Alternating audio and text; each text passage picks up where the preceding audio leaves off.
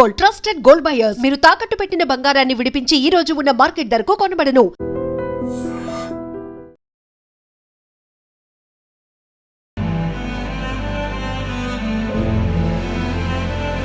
భార్య అంటే అర్ధభాగం అంటారు మన పెద్దలు. కానీ కలియుగం పుణ్యమా అని ఇప్పుడు కొంతమంది భార్యలు అర్ధరాత్రి యమపాసంలా మారుతున్నారు. కట్టుకున్నవాడు కళ్ళ ముందే శవమై పడి ఉంటే కనీసం కాటి వరకు కూడా ఆగకుండా కన్నీళ్లు పెట్టుకోవాల్సింది పోయి సెల్ ఫోన్లో బూతు బొమ్మలు చూస్తూ ఎంజాయ్ చేసే సైకో భార్యల గురించి ఎప్పుడైనా విన్నారా? వినడానికే అసహ్యంగా ఉన్న ఇది మన గుంటూరు జిల్లాలో జరిగిన పచ్చి నిజం. భర్తను చంపి రాత్రంతా ఆ భార్య చేసిన పని తెలిసి పోలీసులు సైతం షాక్ అవుతున్నారు. గుంటూరు జిల్లా దుగ్గిరాల మండలం చిలువూరుకు చెందిన లోకం శివనాగరాజుకు 2007లో లక్ష్మీ మాధురితో వివాహం జరిగింది. వీరికి 2 పిల్లలు కూడా ఉన్నారు. అయితే లక్ష్మీ మాధురి విజయవాడలోని ఒక సినిమా థియేటర్ టికెట్ కౌంటర్లో పనిచేస్తున్నప్పుడు అక్కడ గోపి అనే వ్యక్తితో పరిచయం ఏర్పడింది. అది కాస్త అక్రమ సంబంధానికి దారితీసింది. భర్త చేసే ఉల్లిపాయల వ్యాపారం నచ్చక అతని హైదరాబాద్లో గోపి నడుపుతున్న ట్రావెల్స్లో పనికి పంపింది లక్ష్మీ మాధురి. కానీ శివనాగరాజు మళ్లీ సొంతూరుకు తిరిగి రావడంతో తమ అక్రమ సంబంధానికి అడ్డుగా ఉన్నాడని అతన్ని ఎలాగైనా చంపేయాలని ప్లాన్ చేశారు వీళ్ళిద్దరూ. రాత్రి బిర్యానీ వండి భర్తకు పెట్టే ప్లేట్లో ఏకంగా 20 నిద్ర మాత్రలు కలిపింది. అతను గాఢ నిద్రలోకి వెళ్ళగానే ప్రియుడు గోపిని ఇంటికి పిలిపించింది. గోపి భర్త ఛాతిపై కూర్చోగా లక్ష్మీ మాధురి అతని ముఖంపై దిండు పెట్టి ఊపిరాడకుండా చేసి చంపేశారు.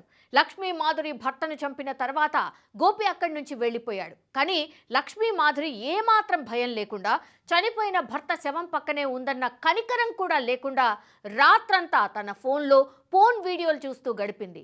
ఆమె ప్రవర్తన చూసి పోలీసులు ఆమెను ఒక సైకోగా అభివర్ణిస్తున్నారు. తెల్లవారుజామున 4 గంటలకు తన భర్త గుండెపోటుతో చనిపోయాడంటూ డ్రామా మొదలుపెట్టింది. కానీ శివనాగరాజు తండ్రి మరియు స్నేహితులు మృతదేహం చెవిలో నుంచి రక్తం రావడం, ముఖంపై గాయాలు ఉండడం గమనించి పోలీసులకు ఫిర్యాదు చేశారు.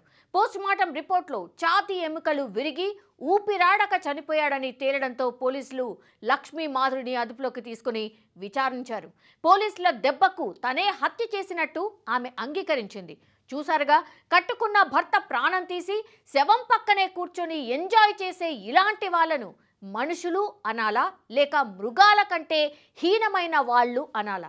క్షణిక సుఖం కోసం 2 పిల్లల తండ్రిని కాటికి పంపిన ఈమెకు ఇప్పుడు జైలు గోడల మధ్య రాత్రంతా సినిమాలు కనిపిస్తాయి. సమాజంలో బంధాలకు అర్థం మార్చేస్తున్న ఇలాంటి సైకో మనస్తత్వాల గురించి మీరేమంటారు?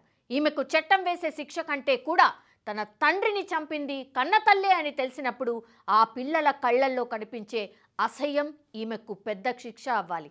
ఇలాంటి వాళ్ళను సమాజం ఎట్టి పరిస్థితుల్లో క్షమించకూడదు. And for more videos, please subscribe to iDream. Please subscribe to iDream. Please subscribe iDream. And please subscribe to iDream. For more videos, subscribe to iDream. please like, share and subscribe to the channel. Congratulations, iDream. Subscribe to iDream. Subscribe to iDream. So subscribe to iDream Media.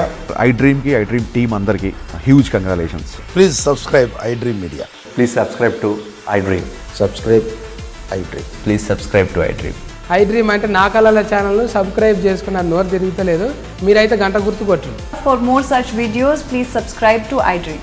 Subscribe to iDream. Please subscribe to iDream. Please subscribe iDream Media. Please do subscribe to iDream. Please subscribe to iDream Media. For best entertainment and information, please subscribe iDream. And don't forget to subscribe to iDream.